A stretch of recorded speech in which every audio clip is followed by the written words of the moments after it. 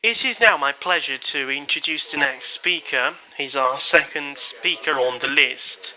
His name is Michele Candotti. He's had a long experience in development support, and he's head of cabinet for the United Nations Development Program, Environment Program, in Kenya, Nairobi. This is his role, this is his position now. So please, you have the floor, Michele Candotti.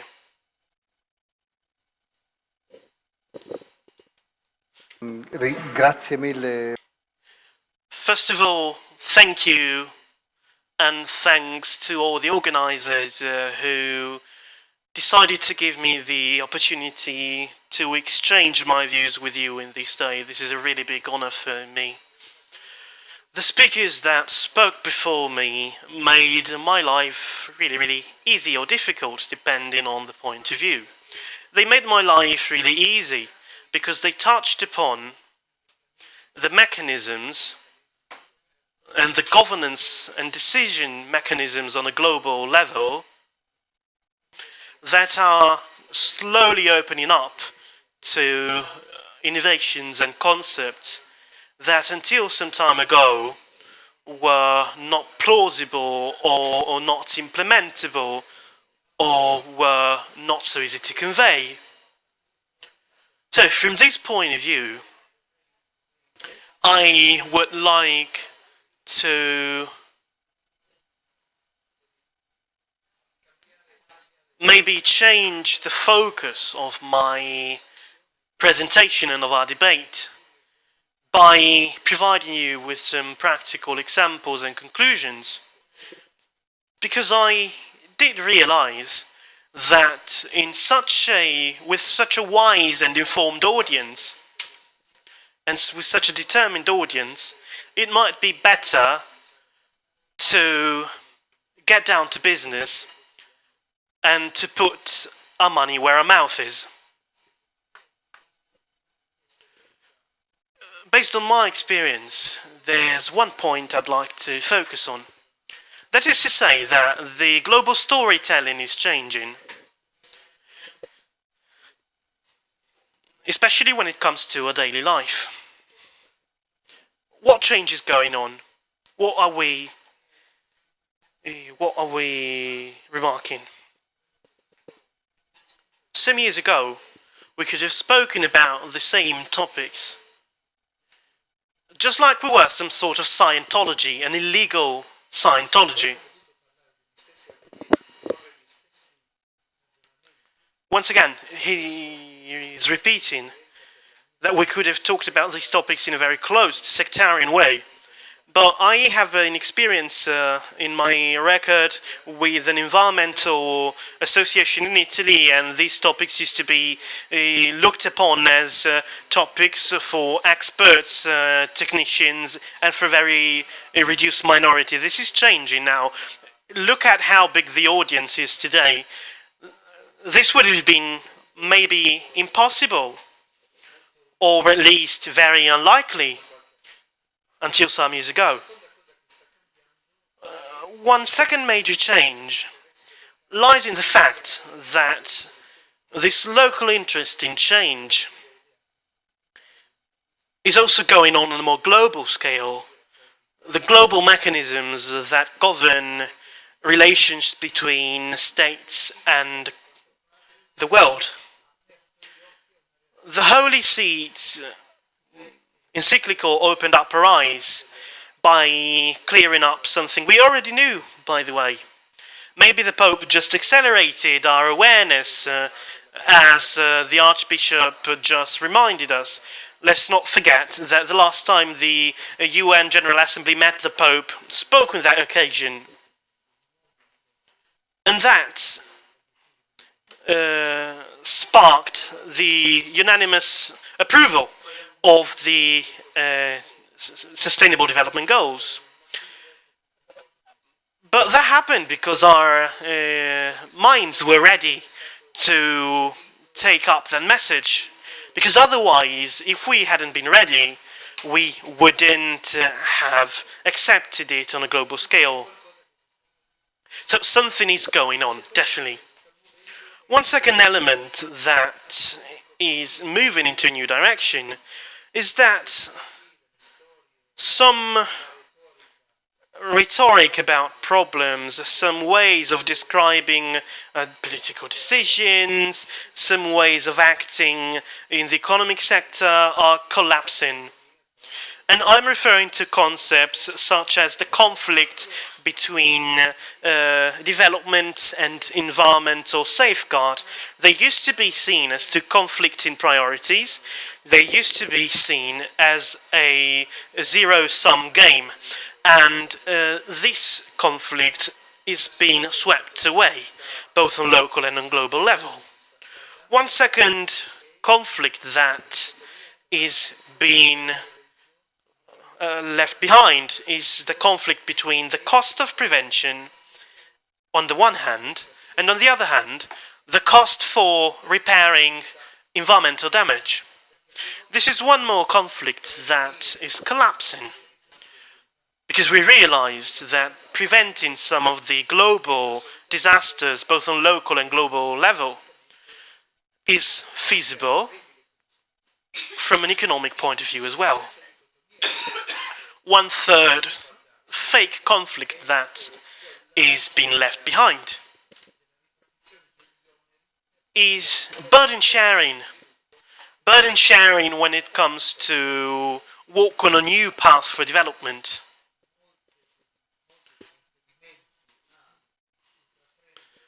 Many of the obstacles that prevented us from moving into a new, more sustainable direction in agriculture, also from the point of view of investment, were associated with local difficulties and with non-viable local projects, despite the responsibility for making this possible was global. I'm referring, for example, to greenhouse gases or to carbon emissions. All this needs to be dealt with on a global scale. But people used to say that acting on this side would be beneficial for the whole world, but would be detrimental for the single farm. But once again, this fake representation of the problem is collapsing. And there's another one, meaning that when we talk about environmental issues, we tended to approach the problem from a philosophical point of view without any practical action. Whereas now we realize that talking about the environment is vital. It's basically the fundamental element for the new culture we need to put in place, which is no longer an accessoire, it is no longer a discussion that we have just to feel like we're doing something good. But why are these changes happening? What's been going on a global scale? 2015 was a global watershed. And it was a global watershed or turning point because different paths met together.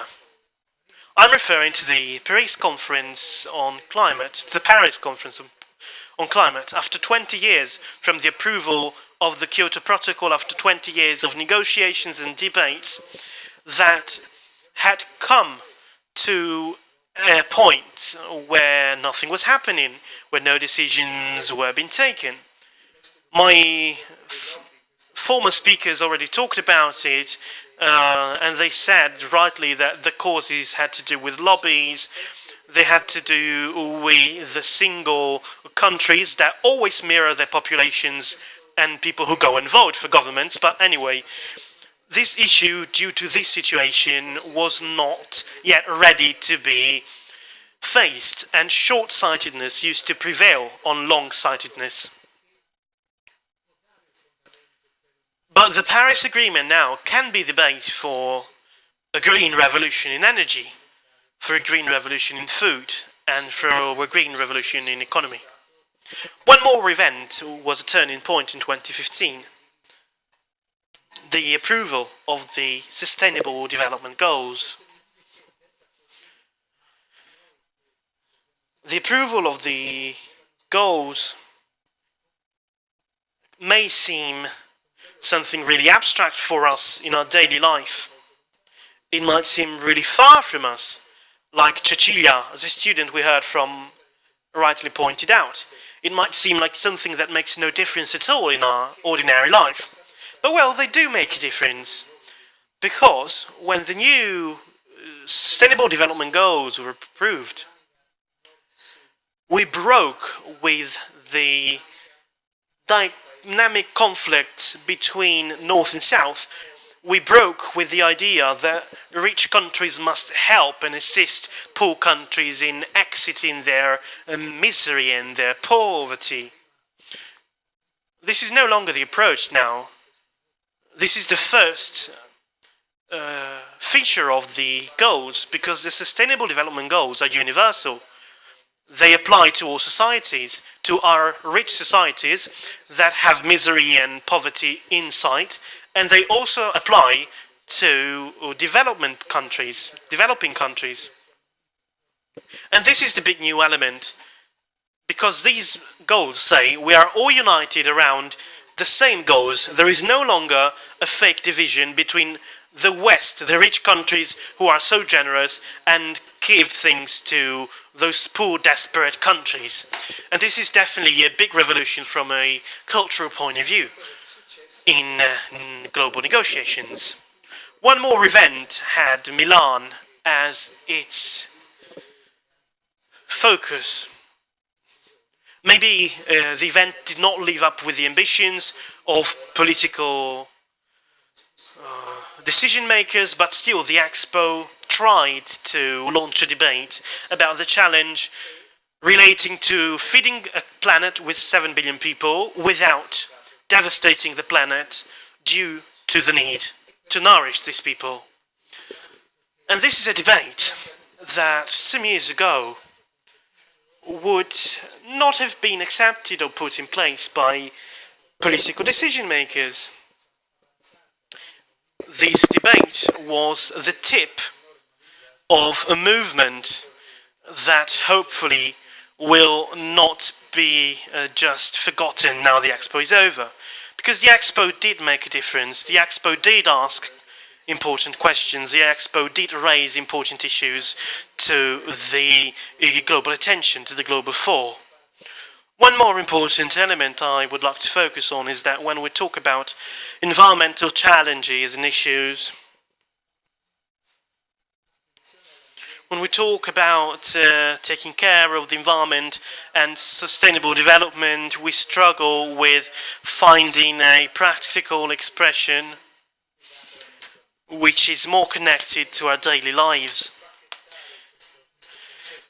If we try to deal with the concept in detail, then we understand how big the damage and the dangers can be, and how big the advantages can be if we put in place the right solutions. From the point of view of damage, we have a fundamental conclusion, i.e., it is not possible to imagine the mankind's survival without taking care of our planet's well-being and without thinking about the resources that come from working ecosystems, nature, lively, vivid nature. So this is the first element. But if we further dwell on the theme, then we can go even deeper into these challenges. And we can make an immediate link between a healthy environment and a healthy mankind. There are 4 or 5 KPIs that we might draw upon. First of all, air pollution, water pollution,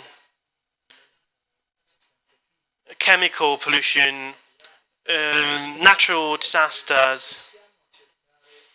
For example, can we nowadays accept, after all the knowledge we gained, after all the money we have to spend, after all the social attention we have, well, based on these 3 elements, can we accept that a quarter of the diseases with the highest incidence for mankind now are due to the environment? Can we accept it? and that they affect 1/3 of the youngest generations. There are 4 million deaths every year due to air pollution. Can we accept it? There are some 1,000 young children every day that die because they can't access water and water which is healthy and not polluted. The point is that every time we talk about the environment, we need to add concrete figures, and make it clear that our daily choices, from the point of view of policies, investment, so on, have a big impact both on global and local scale. These KPIs speak a clear language, so there's no way out of this. And we can't even accept that the political system compromises between our ecosystem's health and the development targets that we need to achieve. There's one more side to the issue, though. One of the main criticisms for these global processes and decisions has to do with the fact that these solutions are not viable from an economic point of view or from a financial point of view. Well, this is wrong. We already realized important choices from the point of view of technology and energy, and from the point of view of small-scale technology that we use in our daily life, and I'm referring to some kinds of fuels. I'm referring to the shift to renewable sources. Well, we realize that all of this can generate new business opportunities, new business challenges as well, but it also generates revenue. Which is why there is no conflict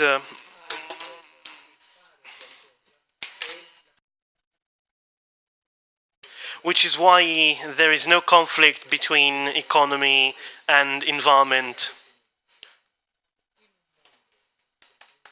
In a world, and I therefore conclude this short introduction, in a world where technologies are advanced and where knowledge has never been so available, in a world such as this, we cannot keep on making decisions based on ignorance and based on so-called legacy economy, which is to say an inherited economic model. This is no longer possible because now we have solutions, we do have them, and these solutions are in our reach. So, let me conclude, because there are so many challenges and chances, as my previous speakers have already pointed out. But we need to draw some conclusions from what I've said so far. First of all, information. We need to prioritize information. We need to prioritize the level of knowledge and information. Secondly, individual change. And some members of the audience have pointed it out already. Anyway, individual change and conversion is not enough. It must be accompanied by an overall change of our lifestyle, an overall change in our relationships with each other. Thirdly, only common action can deal with global problems that don't stop in front of anybody. Because these problems have a time and a space dimension to them. Everything we do in every single place on this earth has global consequences. Every decision we take nowadays will have a consequence on future generations. And there is a so-called match for consensus, as I would define it. We realize that locally, globally, and today in this room as well, the single and collective decisions are much bigger than our politicians' decision-making ability.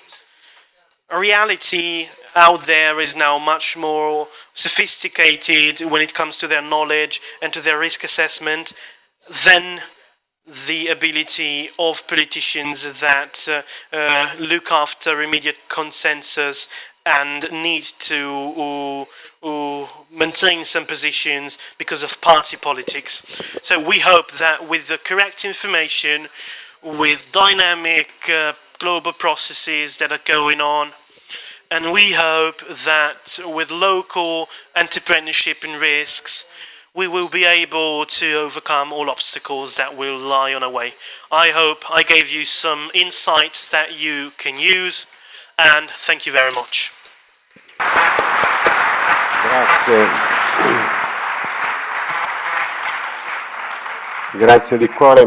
Thank you very much, Michele Candotti. Michele Candotti had a very articulated text. Just the abstract was very articulated and long. He's been very generous, retranslating it into a sort of agenda of things that must be done if we believe that. And I think this is very enriching for our discussion.